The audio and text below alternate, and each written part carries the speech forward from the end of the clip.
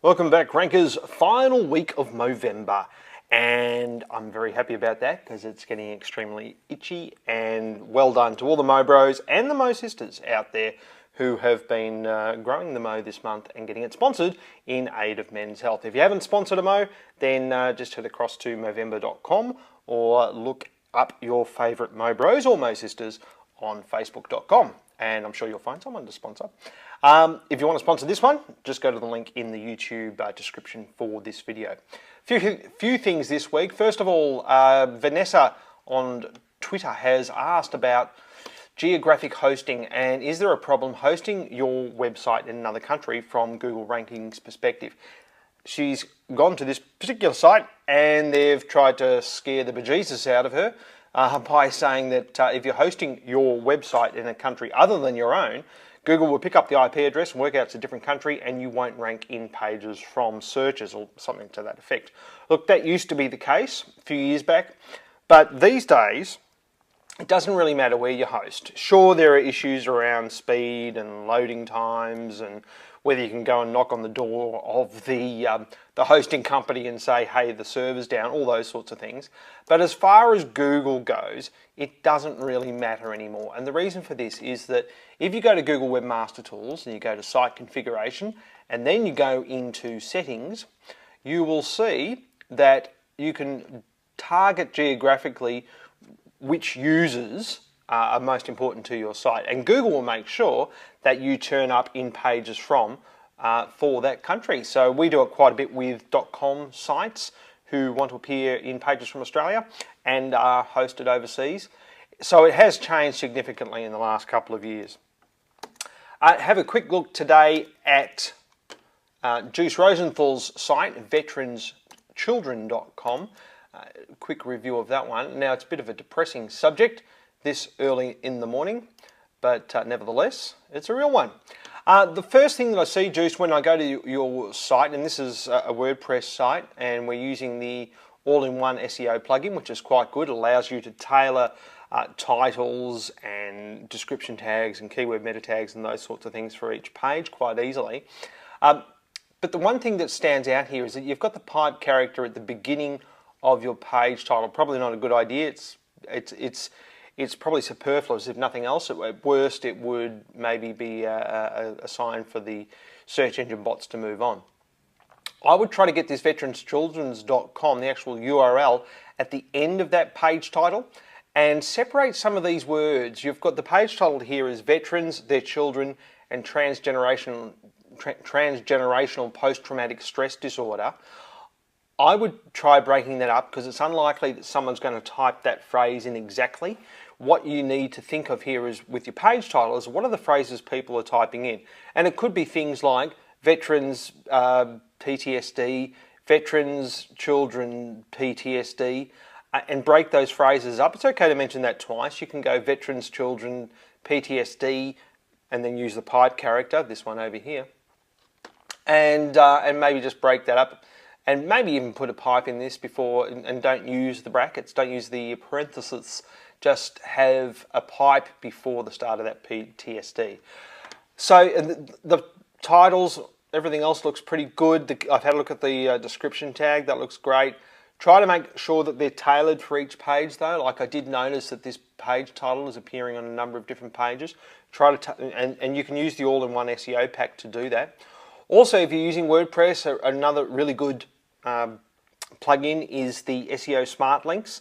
That will allow you to set up a table of key phrases to URLs, basically so that you could set it up so that every time you type in the abbreviation PTSD, it links off to a certain part of the site automatically. And that's going to help you in a couple of different ways. It's going to help readers of the blog find information quickly and easily, and it's also going to tell Google something about the site and what phrases it has authority over.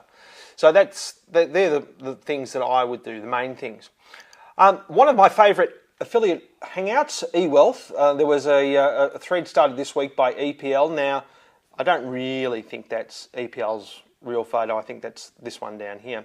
But EPL said that he was at SEO World in Atlantic City. Now, I haven't had any more confirmation from this, so EPL just could be telling a bunch of porcupines and just to get me to talk about it and other people to talk about it, because he can be a troublemaker. But basically, he said that Steve Jones from Google's Spam, Malware and Mitigation Centre has come out and said that as of November 19, so last week, they will start penalising forums where there's a lot of junk posts and backlinks. Because what happens in a lot of forums, and it's actually even happened in this thread, which is quite ironic, but what happens in a lot of forums, people just come in and they'll just quickly do a really short post like this, Johan Venter, and then they'll just do a quick backlink. And the idea is that they're just really coming in to get a backlink. And you can do this with robots and all the rest of it. It's really annoying. We don't do it. We hate it. We know that a lot of SEO companies do it, or they use their subcontractors to do it. But the problem is that it devalues the actual forum itself, and Google's recognizing that. And once again, it's like comment spam. You're passing your marketing costs onto someone who didn't ask for them. And it basically mucks up the forum. If you're going to use a forum, go in and contribute, and then you can get a backlink if you're contributing. That's the way I look at it anyway. But so that's something to watch out for. If your SEO company is actually using a lot of forum backlinking, you may just want to keep an eye on your rankings over the next few weeks to see what happens. I have looked for confirmation of this online, and EPL's yet to give me another quote, but it makes sense to me, and it is something that I did mention back in August that I thought Google would eventually have to do, because Google doesn't want to have to crawl all these posts if basically they're all just junk posts for backlinks, because it's going to devalue the Google product as well, especially when you look at Google these days, and we know that one of the things that they're doing is making sure that they can make forums more accessible. I mean, Google came out years ago and bought Deja News, which was the web access to the Usenet or news groups. Don't worry about it if you don't understand, that's okay. But basically, forums represent a lot of information that Google needs to and wants to sort out and make accessible to its users. So if it comes across a forum that's just full of short posts with backlinks, it's probably going to leave it alone fairly quickly. And that is it for today's show. Just one last thing. Last week we did the story on the new keyword tool in Google Webmaster Tools. We've been finding it quite useful, and if you don't remember, it's under your site on the web and go into keywords. And the reason it's quite useful is you quickly get a feel for what your site's about, or what Google thinks your site is about. So if you're trying to rank for a particular phrase, like if we were trying to rank for speaker caffeine marketing, that's not a really good dominance for those words. The most important phrase that you want to rank for, you want to make sure you're getting your words all up in there. And the way that you do that is look at the density of those keywords across the entire site. And that tells Google something about the authority over those key phrases for the entire site. Also, I know I did just say finally, but we've got a few hits this week on the phrase your website address. Oh no, actually it was your web address.com. Had quite a few hits on that URL this week, and Google thinks I'm actually trying to go to that website, which I'm not, Google, you robot. But basically, when people say just put into Google site : your web address, what they're actually saying is go to Google and put in the word site : and then your URL. Okay, so in our case, stuartmedia.biz. And it will come back and tell you how many pages it has in the index for your website. But don't put your web address.com.